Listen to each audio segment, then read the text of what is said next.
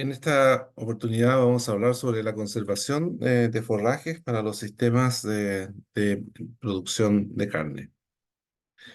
Los objetivos de los sistemas ganaderos que pretenden ser eficientes y competitivos son la generación de una producción sustentable, donde están incorporados los conceptos de incremento de productividad y la reducción de los costos. Esto ha promovido la necesidad de adaptar la estructura productiva de las explotaciones, utilizando tecnologías más avanzadas y sistemas de alimentación que aprovechen más eficientemente los recursos generados en los predios. En todos los sistemas ganaderos basados en el uso de praderas y pasturas se producen excedentes de la producción primaria, cuyo destino habitualmente es la conservación de forraje o la mantención de un heno en pie. En ocasiones, los excedentes de forraje de las praderas y pasturas pueden ser destinados a su utilización en pastoreo a través del incremento de la carga animal instantánea o también dejando como heno en pie para ser consumido en la próxima estación, pese a la reducción de disponibilidad y calidad de la materia seca que tiene el pastizado. Otra fuente de elaboración de forraje conservado son los cultivos forrajeros, sembrados específicamente para este objetivo, donde se destacan los cereales de grano pequeño, el maíz y el sorgo. Independiente del forraje que se desee conservar, este proceso debe conseguir un alimento voluminoso de bajo costo y de alta calidad bromatológica que permita suplir al ganado de forraje en periodos de escasez de disponibilidad de materia seca y nutrientes. Los procesos de conservación que se utilizan en los sistemas ganaderos son la deshidratación, fermentación y congelación, siendo este último el menos utilizado. La enificación es un proceso de conservación que se realiza a través de la deshidratación del forraje y que se basa en la extracción del agua de las plantas con el objetivo de reducir las actividades fisiológicas y biológicas de las plantas. El ensilaje es un proceso de conservación que se realiza con forraje húmedo, el cual es sometido a una fermentación ácido-láctica en condiciones de anaerobiosis. Y la congelación es un proceso de conservación de forraje que se produce por la paralización de los procesos químicos y biológicos en el forraje recién segado por aplicación de frío. La forma de conservación depende de las condiciones particulares de cada predio y de cada localidad. Los cambios en la calidad de los forrajes conservados provocan modificaciones importantes en el consumo y en el aprovechamiento de la dieta y consecuentemente en la producción en ganadera. La conservación de forraje responde a la necesidad de utilizar los excedentes de primavera-verano en periodos de baja disponibilidad eh, y los métodos de conservación pueden mantener, pero nunca mejorar la calidad del forraje inicial. Ensilaje, heno y enilaje son opciones que se utilizan para conservar el forraje. Analicemos primero el ensilaje. Es un alimento que resulta de la fermentación anaeróbica de un material vegetal húmedo y se logra a través de la formación de ácido, principalmente ácido láctico. El ensilaje es una técnica de conservación que se logra mediante esta condición de fermentación láctica bajo condiciones de anaerobiosis sin, lo que significa sin aire, sin oxígeno. Las bacterias epifíticas, que son las que están presentes en el exterior de las plantas en forma natural, de ácido láctico, fermentan los carbohidratos hidrosolubles del forraje, produciendo ácido láctico y en menor cantidad ácido acético. Al generar estos ácidos, el pH del material ensilado baja a un nivel que inhibe la posibilidad de la presencia de microorganismos que inducen a la putrefacción. Fases que ocurren en el proceso del ensilado. Primero, hay una fase aeróbica, que es previo al corte. Segundo, es la fase de fermentación, y ya está en el silo el material.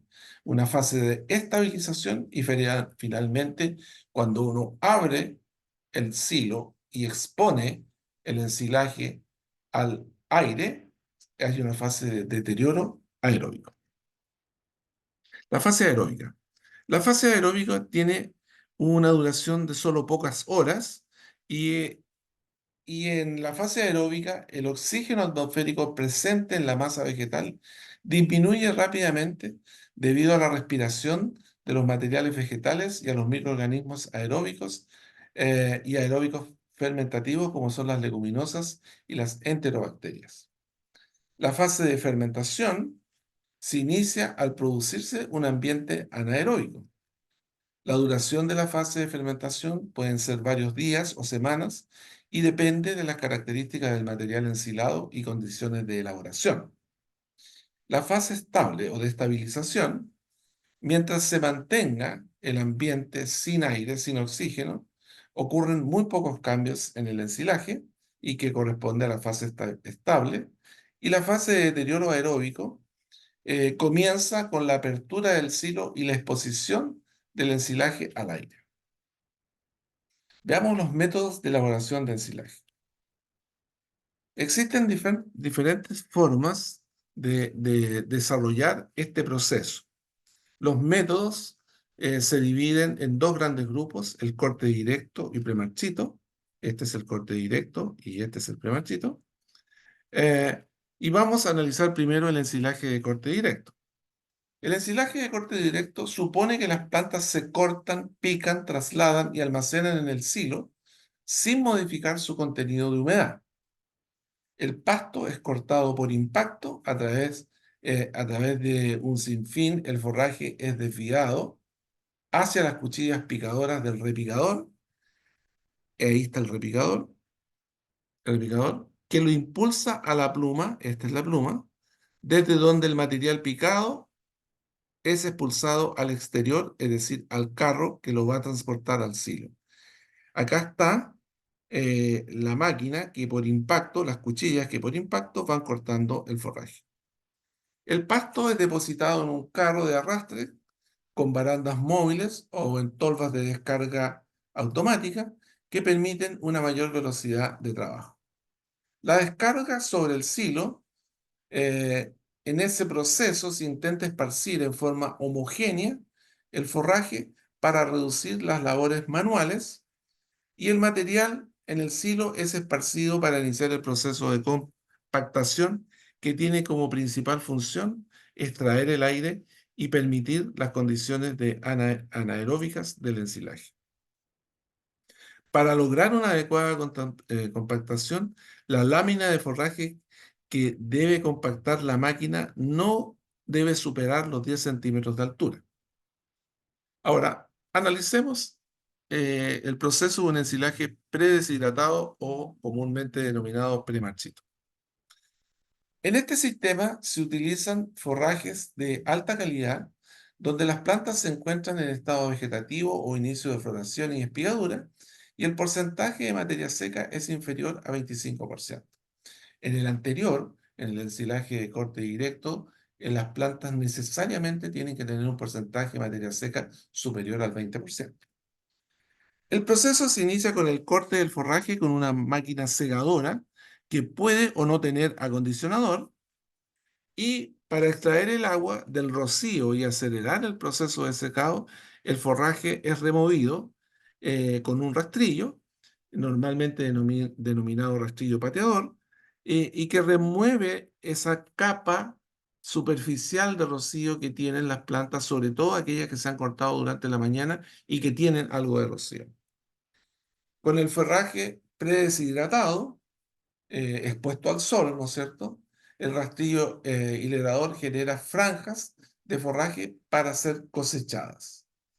El, el forraje premarchito es cosechada con máquinas ya sea autopropulsadas o de tiro y trasladado al silo en carros o camiones.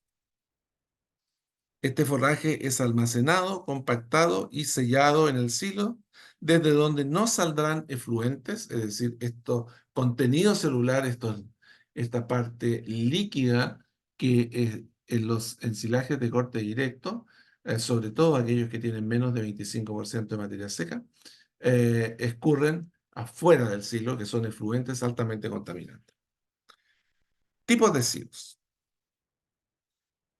El más común, el más popular los silos tipo parva, que son silos que se almacenan sobre el suelo o sobre plataformas y son sellados con plásticos y posteriormente sobre el plástico se colocan elementos que impidan, ¿no es cierto?, que por el viento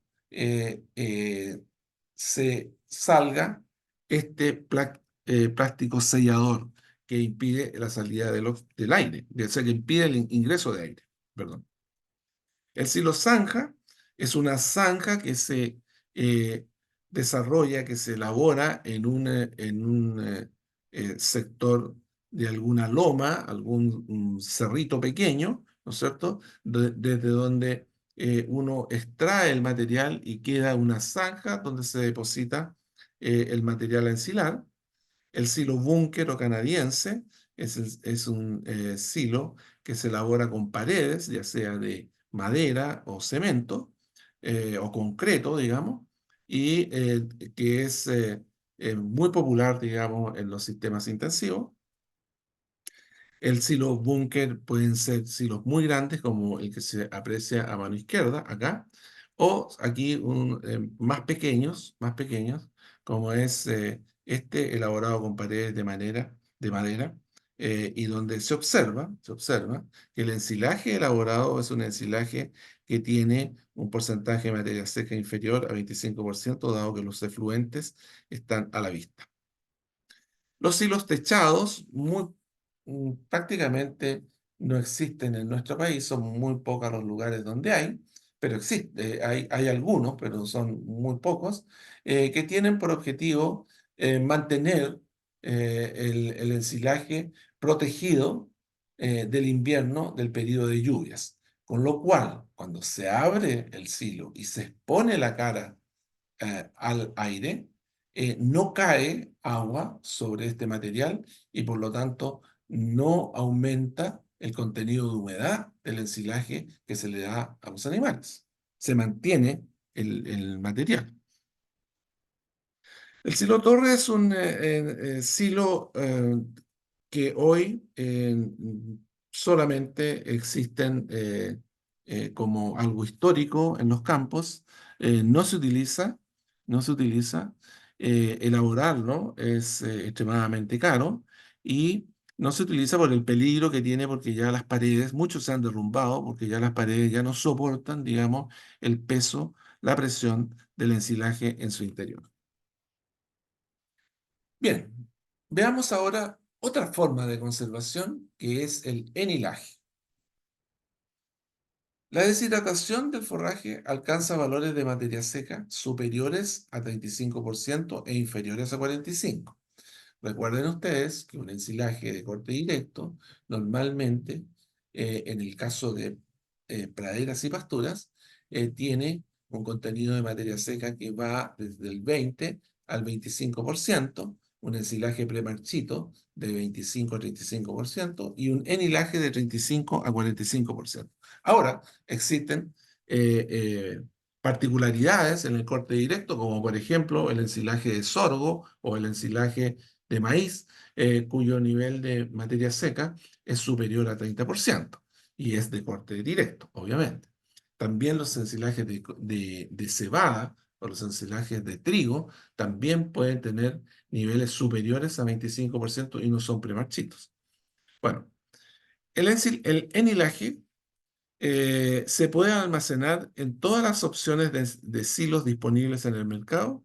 Sin embargo, el más utilizado es el ensilaje embalado en polietileno en forma de bolos. Es decir, el enilaje normalmente se embala en bolos. El proceso se inicia igual que el premarchito, ¿no es cierto?, con el corte del forraje, que habitualmente posee un contenido de materia seca inferior a 20%, porque es un forraje de calidad. Es removido para extraer el agua superficial y exponer a las plantas a un proceso de deshidratación acelerado. Posteriormente es rastrillado, se hilera, que permite la deshidratación del pasto a través del paso del aire y la cosecha del forraje. Y la emboladora recoge el forraje y dependiendo del objetivo, pica el pasto o lo embola con fibra larga de planta completa. Dependiendo del número de cuchillas, es el tamaño de la fibra que queda. Ahora, en estos ensilajes que tienen bajo contenido de humedad respecto a los ensilajes de corte directo, es muy apropiado, bueno, en todos los ensilajes es muy apropiado, pero en este en particular es muy apropiado el uso de aditivos biológicos que se comercializan en polvos liofilizados y el cual se diluye en agua. 100 gramos de producto comercial es para 50 toneladas de forraje verde y un frasco más o menos se utiliza en 70 bolos. Ahora, en la medida que el tractor avanza en la hilera, sobre ella se asperja el aditivo que tiene por objetivo aumentar la densidad de bacterias ácido-lácticas que permitirán una rápida y eficiente fermentación. Existen otras opciones que el, eh, la aspersión está detrás del tractor cuando va a ingresar a la cámara de embolar. Eh, En ensilajes de leguminosas como alfalfa y trigo rosado, que poseen un bajo contenido de carbohidratos, es determinante el uso de estos aditivos para alcanzar en forma rápida una adecuada fermentación ácido láctica.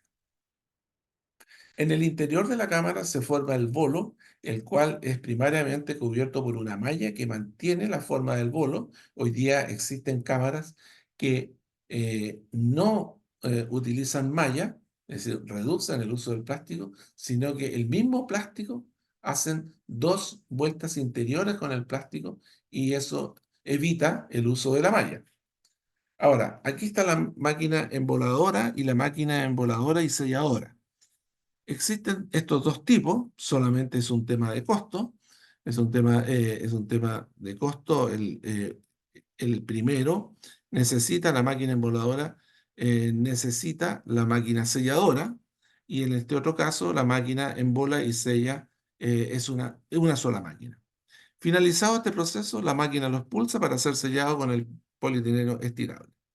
Aquí tenemos el sellado del bolo, en el caso que sean aparte las máquinas, y se hace con polietileno estirable, como dije, donde dependiendo del objetivo se utilizan entre 16 y 24 vueltas. Lo normal es que sean 24 vueltas para que quede, 22 vueltas para que quede bien sellado.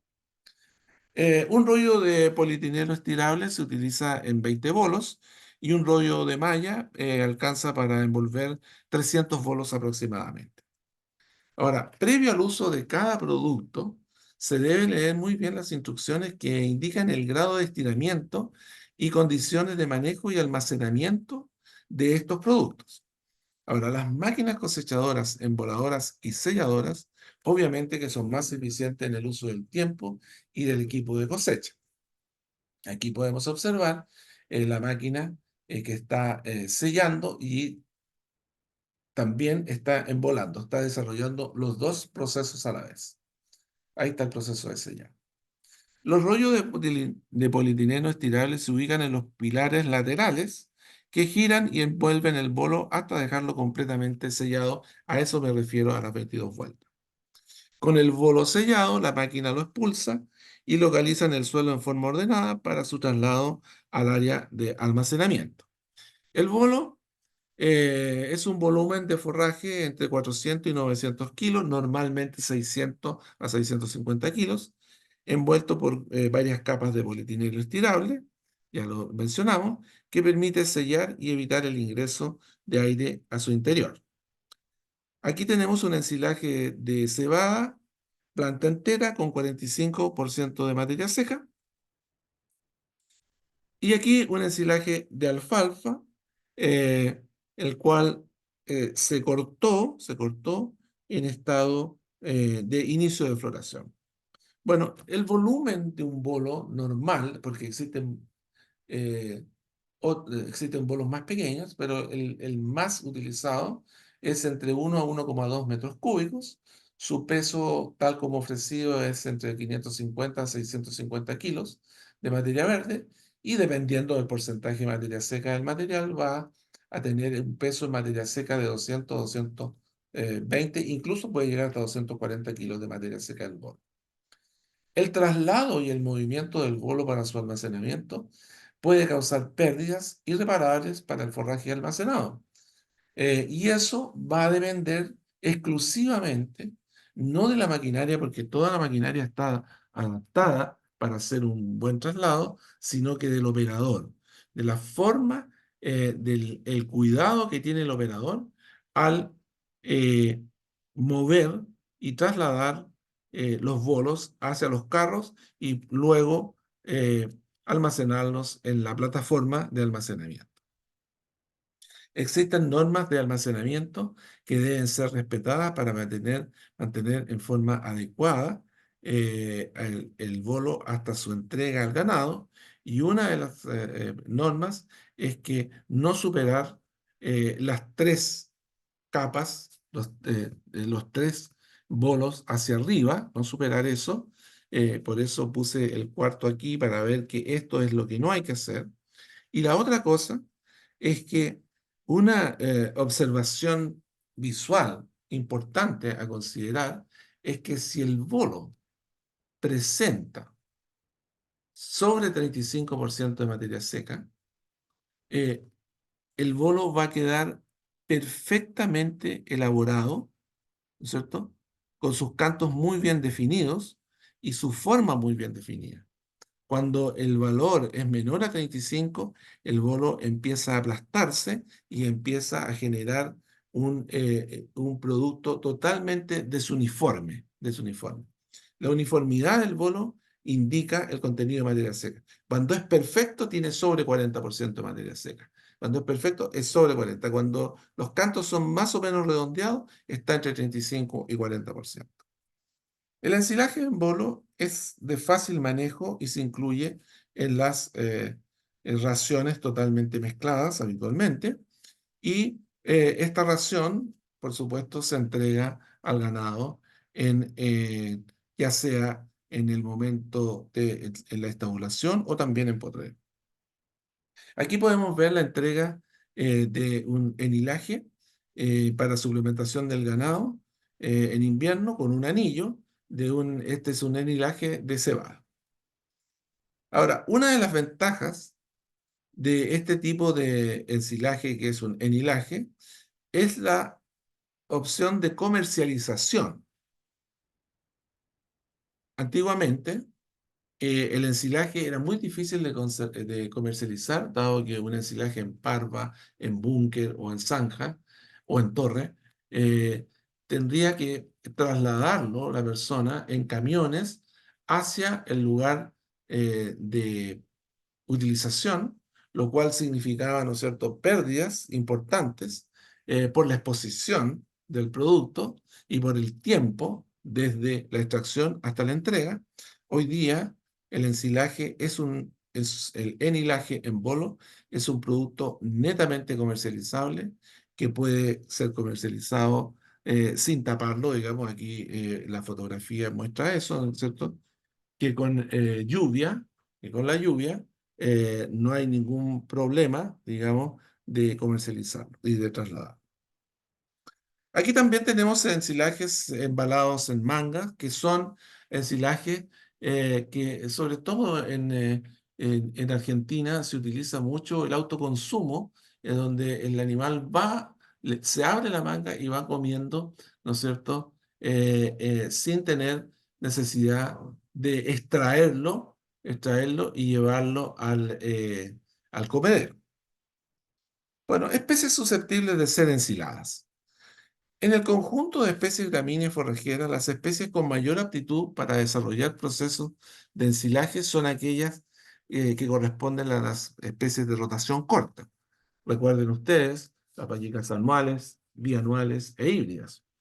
Estas especies presentan un crecimiento erecto, concentran su producción en el periodo de primavera y verano, y además existen opciones de cultivares con alto contenido de azúcar, alto contenido de carbohidratos, que les permite lograr una mayor eficiencia en el proceso de fermentación anaeróbica. Aquí podemos observar los tipos de planta a que estamos hablando.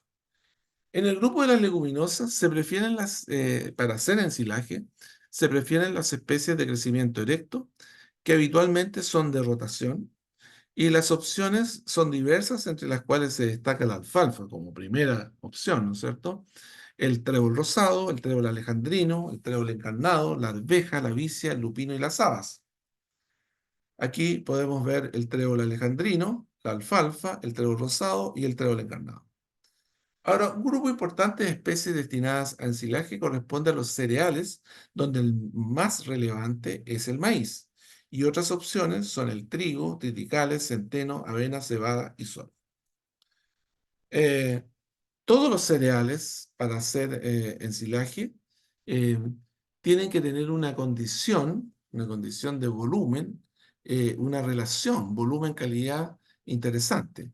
Y eso los hace susceptibles, ¿no es cierto?, a que en realidad sea a veces muy difícil desarrollar un buen ensilaje con estos cereales. No es difícil su ensilabilidad o su corte y elaboración, sino que es difícil lograr una buena calidad.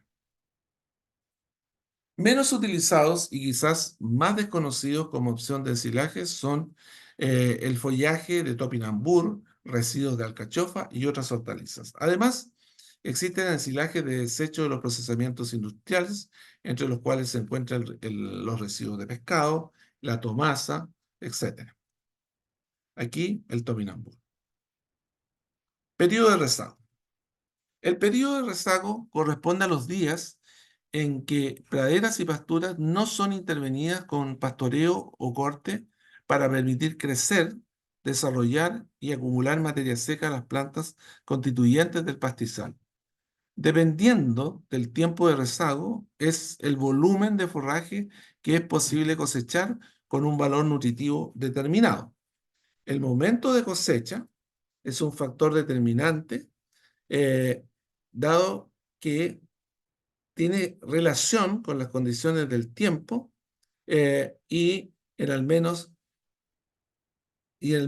5 días post corte uno tiene que tener muy claro que no va a llover. En el mundo existe en la actualidad acceso a la información exacta de las condiciones del tiempo.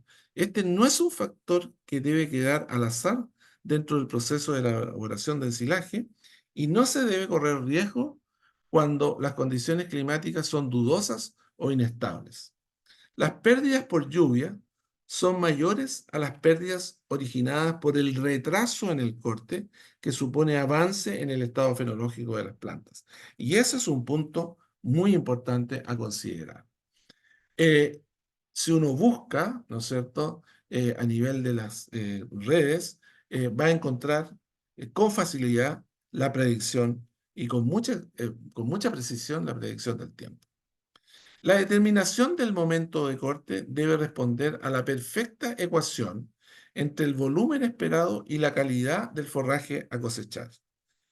Aquí, por ejemplo, observamos el momento de cosecha de maíz para ensilaje, donde nosotros tenemos este momento. Si observan ustedes las plantas, tienen un buen stay green, pero es el momento en que la planta tiene sobre 30% de materia seca. Y ojalá pudiese tener entre 33 y 35% de materia seca, porque eso definiría que el contenido de almidón, que es lo más importante que uno busca, que es la energía, ¿no es cierto?, que uno busca en el maíz, es- va a estar necesariamente sobre 30%. El momento óptimo es cuando el grano se encuentra en estado maduro y la planta completa presenta entre 33 y 35%. Este estado se traduce en que el grano de maíz posee 3/4 partes duro. Aquí podemos ver eh, una lámina que aparece, ¿no es cierto?, en el manual de cultivo suplementario y donde podemos observar que el momento óptimo es cuando se encuentra en este estado el grano de maíz y es entre 33 y 35% de materia seca la planta entera. Eso supone que el maíz va a tener un contenido de almidón superior al 30%. Tamaño de partículas. El picado del forraje, además de permitir una mejor compactación en el silo, libera con mayor rapidez las saponinas que contienen los carbohidratos y otros nutrientes necesarios para la proliferación de bacterias ácido-lácticas e inicio de fermentación. El llenado, el llenado del silo se hace ¿no es cierto?, a través de la ocupación total del área del área de almacenamiento, y donde existen algunas características particulares, como por ejemplo, en este caso es un ensilaje tipo parva, y donde el aditivo se está aplicando sobre la masa que cae sobre el silo.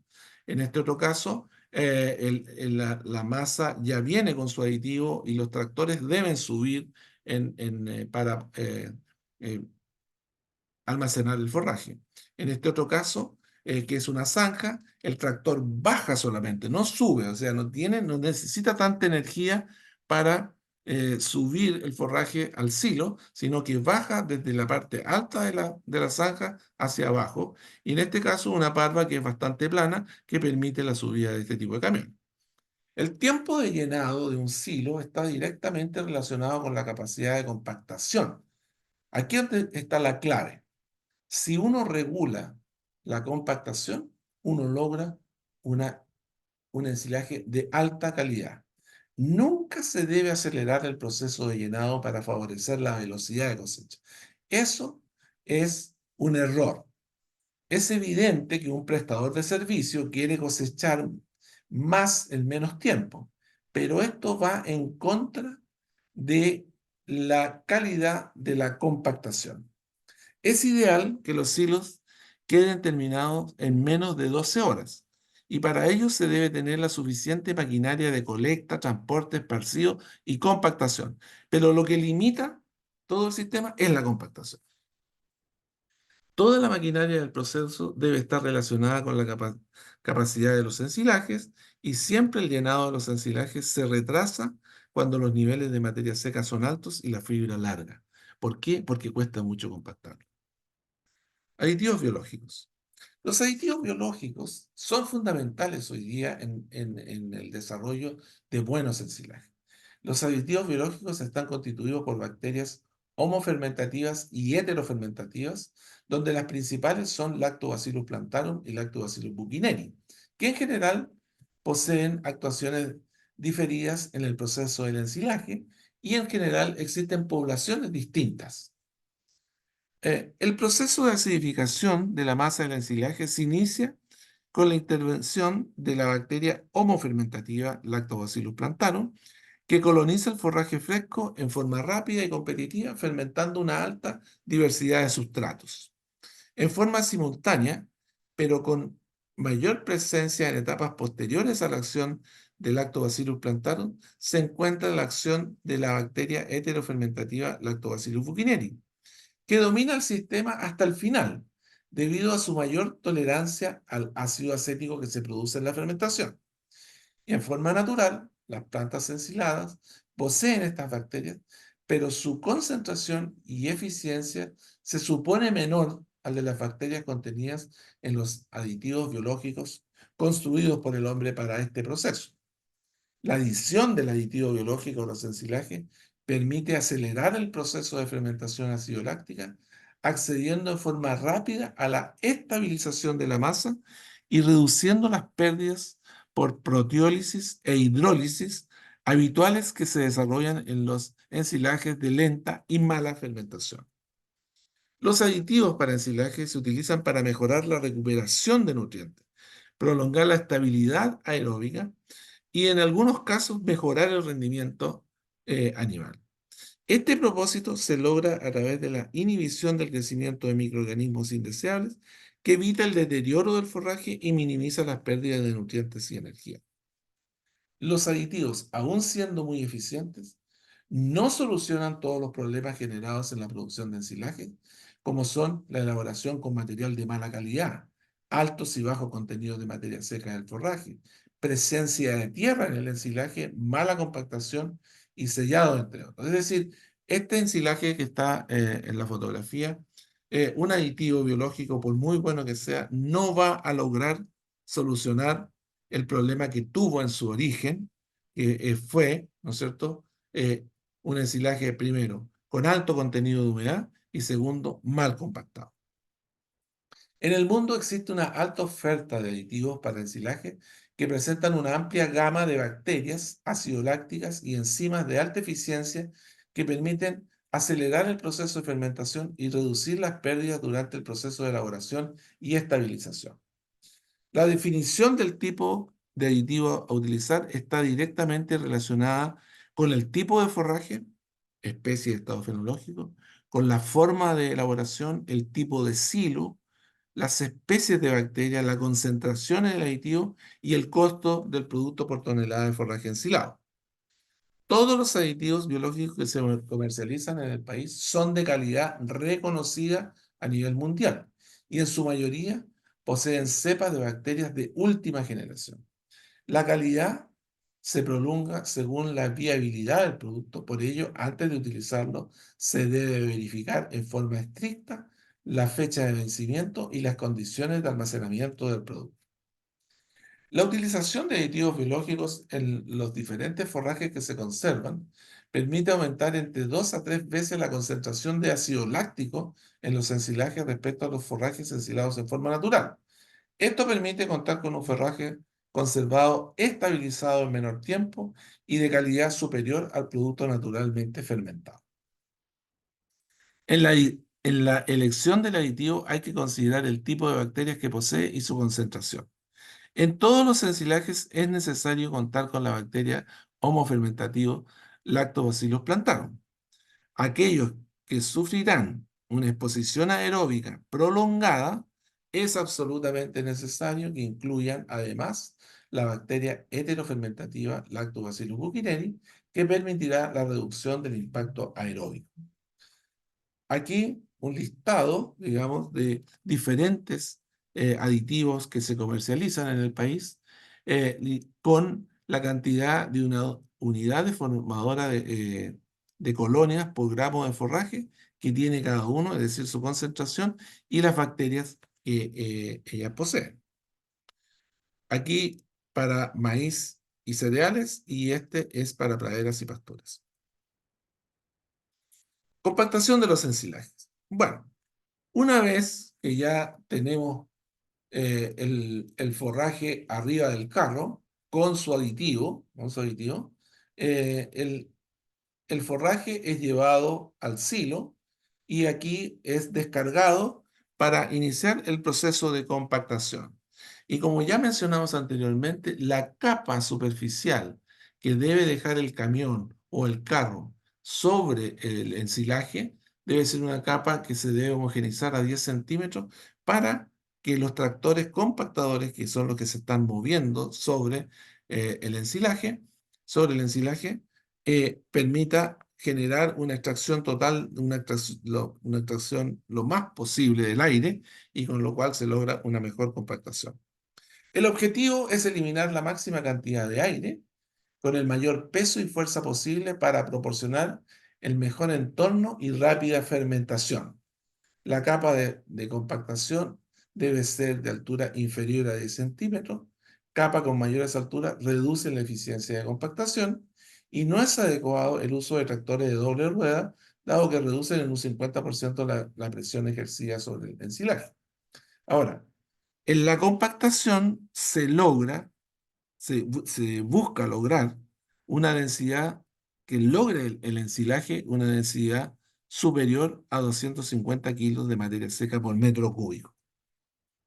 Aquí podemos observar el porcentaje de pérdida de materia seca que se tiene en distintos niveles de compactación. Y ustedes pueden observar que sobre 250 ya tenemos un nivel de pérdida de materia seca inferior a 10%, a 15, a 14%. Sellado de los ensilajes. El sellado de un ensilaje corresponde a la etapa final del proceso de conservación, que considera la fermentación ácido-láctica como opción de preservación de forrajes y cultivos ornamentales. Esta etapa es considerada crítica, dado que corresponde al proceso por el cual se debe impedir el paso de oxígeno a la masa ensilada, y con el sellado se busca obtener la mejor condición anaeróbica y evitar las pérdidas por ingreso de aire al ensilaje. Se debe tener en consideración que por regla general, 1 centímetro de pérdida visible en la capa superior de un silo son 2 centímetros de pérdida real del ensilaje. Las formas de sellado son diversas, pero hay una forma que ha ido perdiendo adeptos porque en realidad genera una alta contaminación, siendo una muy buena forma de sellado es el polietileno y tierra. La tierra en realidad contamina mucho cuando uno abre el silo y eso genera presencia de bacterias indeseadas en el producto que entrega uno a los animales. El sellado solo con plástico es la opción más recurrente y que puede ser en realidad sujetado el plástico con una malla de pesca en desuso o con neumáticos como se observa en la fotografía.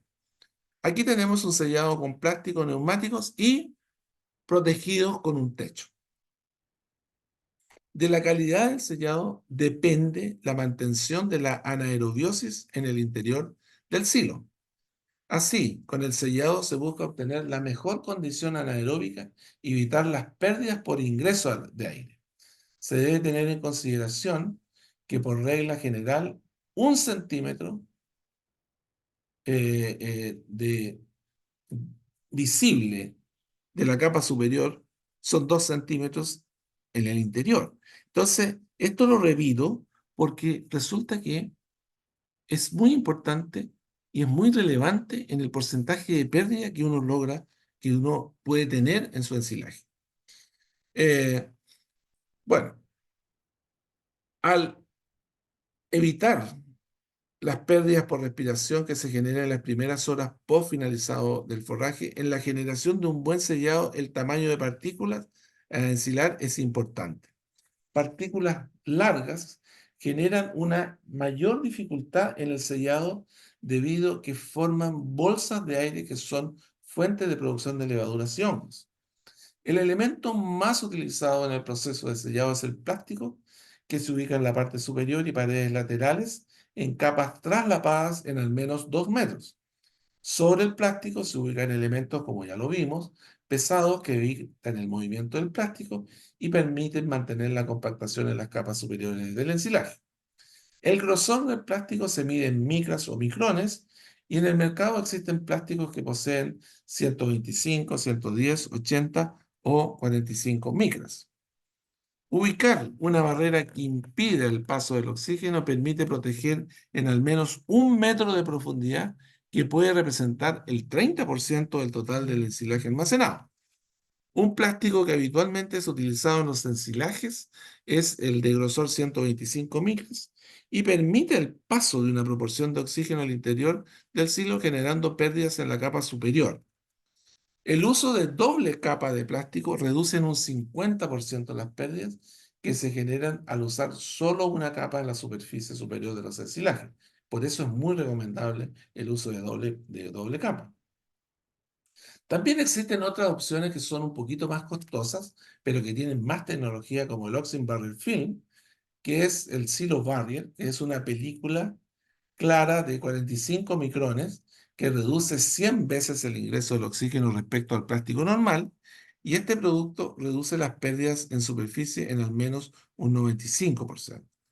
El Silo Barrier no es estable frente a los rayos UV, por lo que requiere una cobertura de plástico normal que lo proteja de la luz solar y de los posibles daños físicos que pueden ocurrir durante el tiempo de almacenaje del ensilaje.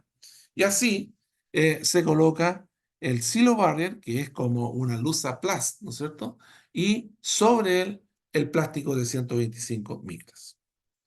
El uso incorrecto ahora puede generar los mismos problemas que la mala ubicación de un plástico de silo normal. Y así, aquí podemos observar un uso incorrecto donde ingresó oxígeno usando el silo barrier y generó esta capa absolutamente dañada.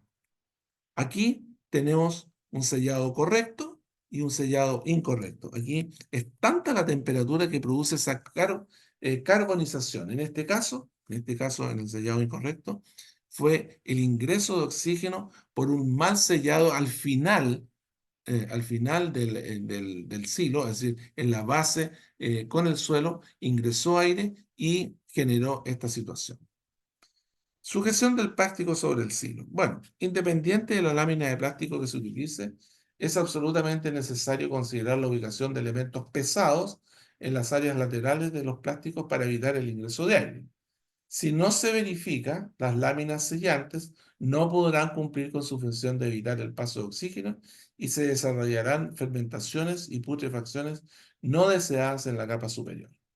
Aquí tenemos un excelente silo sellado, sellado correctamente, con plástico bicolor, que es en la parte interior es negro y en la parte exterior es blanco, con lo cual refleja, ¿no es cierto?, los rayos de luz, y sujetados con neumáticos.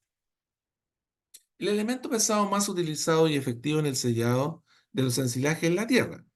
Hoy se descarta, como lo mencioné anteriormente, no solo por ser un elemento a veces difícil de ubicar en la capa superior del silo, sino que constituye un elemento contaminante al momento de la apertura de los silos y la principal contaminación es de clostrillos. La ubicación de neumáticos o bolsas con piedras son hoy la mejor opción, dado que son elementos de fácil distribución y reciclables. Color del plástico. Plástico de color oscuro absorbe más radiación solar que el blanco, generando incremento de la temperatura en la parte superior del ensilaje. El uso de plástico de superficie blanca permite reducir la temperatura y evitar el desarrollo de microorganismos en la capa superior del ensilaje. Con superficie blanca se reduce la temperatura. Sin embargo, hoy día, en el caso de los enilajes, en el caso de los bolos, es muy habitual observar diferentes colores de los plásticos que no tienen que ver con elementos técnicos, sino que tienen que ver con elementos comerciales y de propiedad.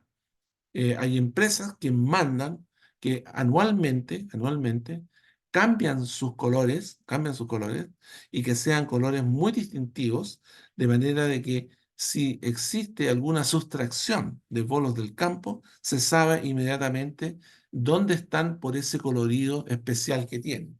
Hay fucsias, hay azules, hay verdes, hay, bueno, muchos colores, amarillos, etcétera. Y van cambiando a través de los años. Otra otro elemento importante es poder distinguir los bolos elaborados en el año y los elaborados años anteriores. Y de acuerdo al color, todos los años van cambiando los colores. Lo más común es que en los campos se utilicen un año de color verde y otro año de color blanco. Pero no tiene que ver con una cosa técnica, tiene que ver con una cosa de pertenencia y comercial. Eh, Técnicamente, el blanco es el mejor, como lo muestra aquí esta gráfica, que eh, que extraje, digamos, del Technical Handbook de Oltec. El color del plástico sellante también es elegido con otras motivaciones. Ya lo dije. También existe campañas publicitarias o de orden social, identidad y propiedad. Por ejemplo, el rosa era una campaña publicitaria que tenía que ver con el cáncer de mama. Aquí podemos ver un color, una coloración bastante especial, digamos, de un predio, donde está trasladando sus bolos y se sabe perfectamente de dónde son. Independiente del producto utilizado en el sellado del ensilaje, el ingreso de aire por un mal término del proceso genera problemas de proliferación de hongos, levaduras, bacterias aeróbicas en su interior. Por eso el sellado es fundamental tener un muy buen sellado. Control de microorganismos. Previo a la ubicación del plástico en la superficie de los ensilajes, es factible aplicar productos que eviten el desarrollo de microorganismos y reduzcan las pérdidas de calidad del ensilaje. El principal producto disponible en el mercado corresponde al ácido propiónico,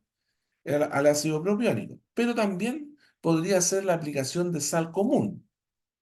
La sal, al ser una base, se puede utilizar para ayudar a sellar la superficie del ensilaje, no en aplicaciones interiores, sino que en la aplicación superficial. En aplicaciones interiores es un tremendo error porque en el fondo la sal va a basificar y no va a acidificar la masa ensilada.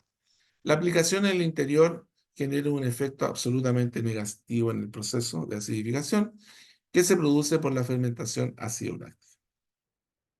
La dosis de aplicación de sal sobre la superficie es de 4 a 6 kilos por metro cuadrado. Y aquí podemos observar, observen ustedes, la calidad del sellado que se logra con la sal y que no hay deterioro superficial. Un ensilaje con sal aplicada en superficie, totalmente utilizable el ensilaje. Pérdidas en superficie. Muy bien. Supongamos que vamos a tener una superficie de sellado de 8 por 50 metros, una pérdida en profundidad de 20 centímetros, una pérdida total de 80 metros cúbicos. Un metro cúbico tiene 220 kilos de materia seca, por lo tanto los 80 metros cúbicos van a perder 17.600 kilos de materia seca. ¿Qué puede ser 17.600 kilos de materia seca? Puede ser la cosecha de 3 hectáreas en pasturas.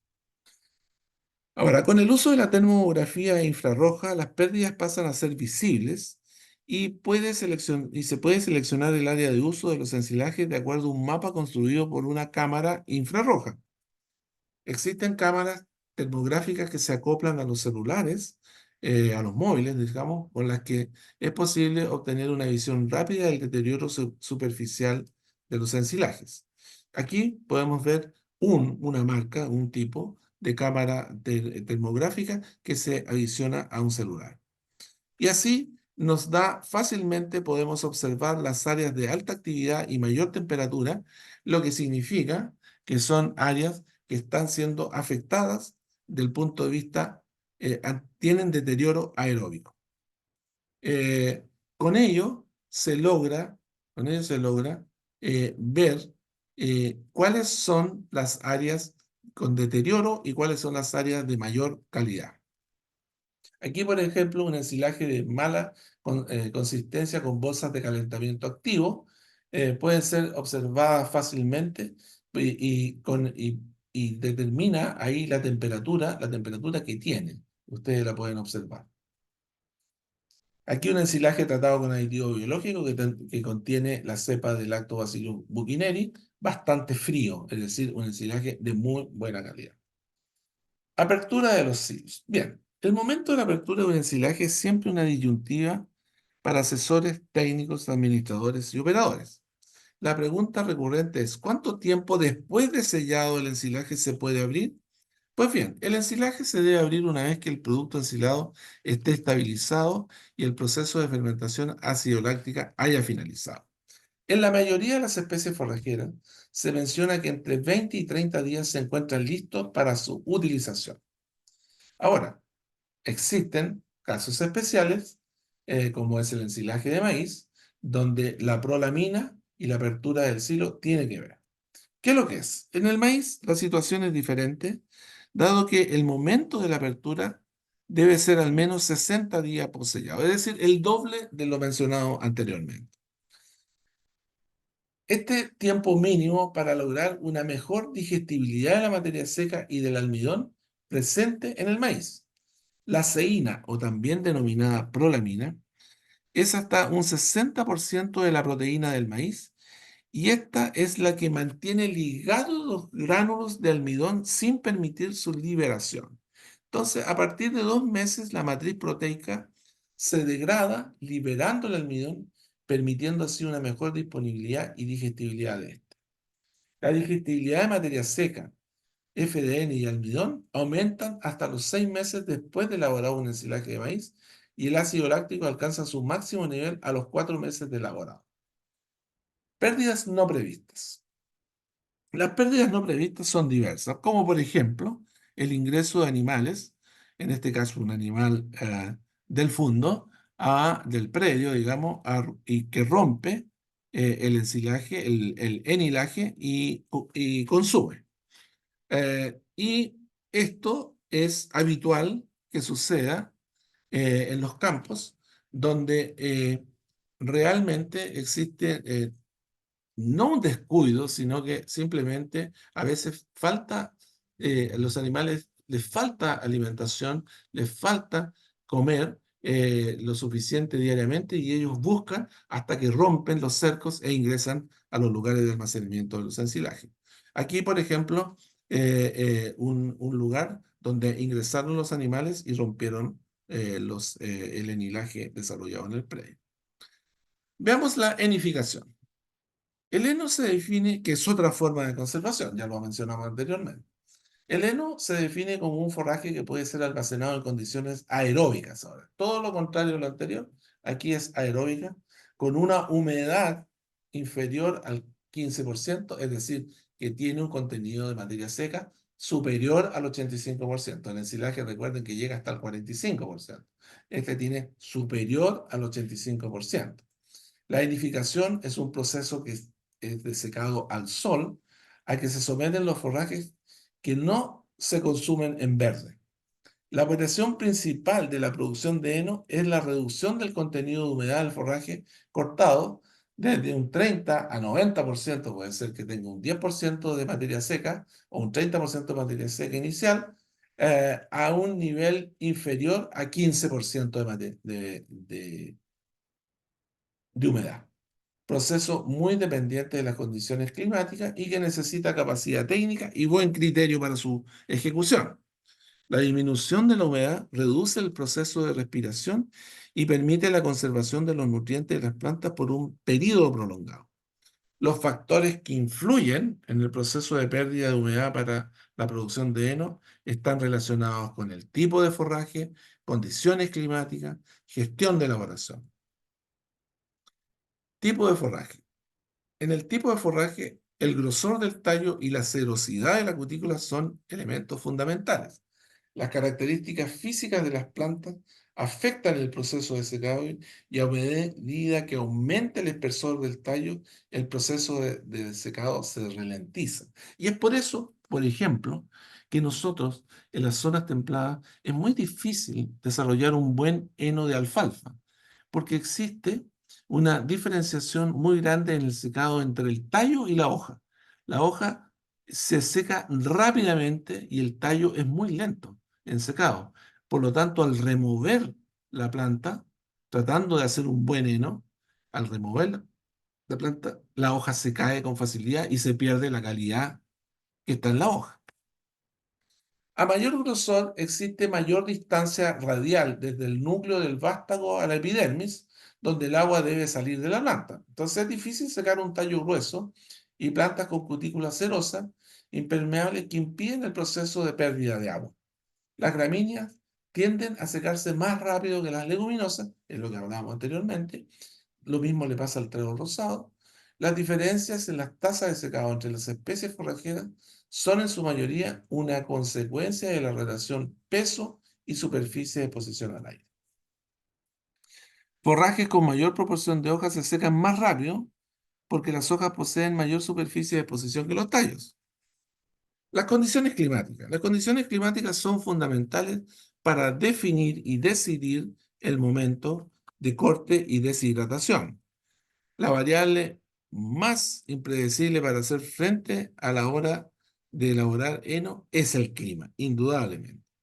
Pocas son las labores que se pueden realizar sobre un pasto cortado si las condiciones ambientales no son propicias para la pérdida de humedad. Los factores climáticos están altamente correlacionados entre sí, por lo que es difícil aislar los efectos de cada uno de ellos. Condiciones favorables para la producción de un buen heno. Primero, alta temperatura ambiente, alta radiación solar, buena velocidad del viento, baja humedad relativa del aire y baja humedad del suelo, porque cuando hay mucha humedad en el suelo, esa se traspasa a la planta y por lo tanto no es posible secar. La ocurrencia de precipitaciones no solo provoca el retraso en el proceso de secado, sino que genera la pérdida de nutrientes y materia seca por arrastre. Ciega del forraje.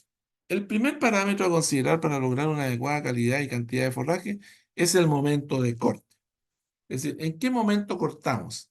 En este caso se está cortando una pradera naturalizada, polifítica, y es una pradera que se va a hacer heno en zona templada, en pleno verano, donde prácticamente todas las plantas se encuentran en estado de fructificación o espigadura y por lo tanto tienen un bajo contenido nutricional. En gramíneas de menor relación entre rendimiento, la mejor relación, perdón, entre rendimiento y calidad se logra en periodos tempranos de espigadura. En leguminosas, la mejor relación entre rendimiento y calidad se logra en las primeras etapas de floración. Las segadoras. Las segadoras son diversas, hay diversos tipos de segadora y el tipo de segadora no tiene relación con el secado, ni la pérdida ni la calidad del forraje resultante. Aquí tenemos una segadora de disco, aquí la cuchilla cortadora de la segadora de disco que se va cambiando frecuentemente porque se golpea con piedra, etcétera. Pero lo que sí tiene relación con el secado es el acondicionamiento del forraje, porque el equipo acondicionador dobla, quiebra y aplasta el forraje para crear aberturas que promuevan la pérdida, aceleren la pérdida de humedad, sobre todo en los tallos. Aquí tenemos una secadora con rodillo acondicionador que va, el rodillo corrugado, que permite que se doble, quiebre y aplaste, ¿no es cierto?, con los dos rodillos el pasto. El acondicionador tiene por objetivo reducir el tiempo de secado del forraje. Ahora, una vez segado y acondicionado el forraje, viene la remoción, que ya la hemos mencionado para los premarchitos y el cenilaje, y donde el forraje cortado en el campo se dispersa para lograr una mayor intercepción de la radiación y secado más rápido y uniforme y extracción de esa humedad del rocío. La primera remoción se debe realizar cuando el forraje posea un 40% de humedad y la segunda es posible desarrollarla para acelerar la deshidratación. Sin embargo, puede reducir la proporción de hojas y por consiguiente la calidad del material vinificado. Hay que tener cuidado en eso. El hilerado, la estructura de la hilera es un elemento determinante en el secado del forraje cortado. ¿Por qué? Porque es el viento en ese momento el que va a secar el forraje y por lo tanto la estructura del hilerado significa que va a pasar por la hilera el viento y eso va a generar la deshidratación.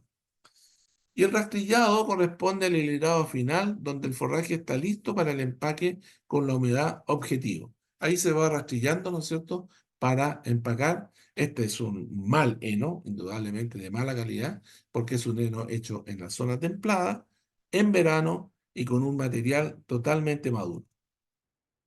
El empacado o enfardado eh, tiene diferentes dimensiones y formas, sean cúbicos o cilíndricos. Aquí tenemos un fardo de tipo cúbico, un fardo pequeño y un fardo de forma cilíndrica. El empacado se hace con una máquina empacadora o enfardadora que se llama, ¿no es cierto? Y que va generando los eh, fardos o las pacas pequeñas no, de peso hasta 32 kilos, 35 kilos puede ser, pero lo normal es que sea entre 25 y 30 kilos. Y posteriormente el transporte al lugar de almacenaje se puede hacer en forma manual, como está ahí. Ahí se va el transporte a la bodega, o en forma más mecanizada con este levantador de fardos. Y el almacenamiento es el gran problema del heno, que antes de almacenar hay que tener completa seguridad que la humedad del pasto es inferior a 15%. Eso es absolutamente necesario. Todo elemento que tenga sobre 15% de humedad debe ser extraído y no incluido en el lugar de almacenaje.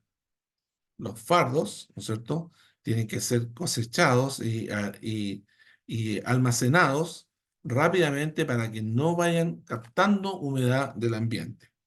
Y la mejor fórmula es las bodegas abiertas, con paredes abiertas, paredes cerradas al norte, ¿no es cierto?, que protegen de la lluvia, y abiertas hacia el sur, de manera que uno observe claramente y evite el incremento de la temperatura en el almacenaje. Los riesgos del almacenamiento son la humedad, la temperatura ambiente, la especie, la humedad ambiente, el tamaño de los fardos, la compactación y el apilamiento. Porcentaje de humedad en heno superior a 15%, hay peligro de autocombustión. El máximo tolerado es entre 14 y 15 y el efecto es este. finalmente la autocombustión y la quema de la bodega de almacenamiento con forraje húmedo. Utilización de nutrientes ahora. La lignificación y el bajo contenido de proteína de los enos limita el aprovechamiento de este producto en los sistemas de producción animal. Y es por eso, digamos, que en forma ideal en las zonas templadas hay que usar ensilaje o enilaje. El heno debe ser para periodos muy especiales donde generalmente donde haya una buena temperatura y con forrajes de calidad.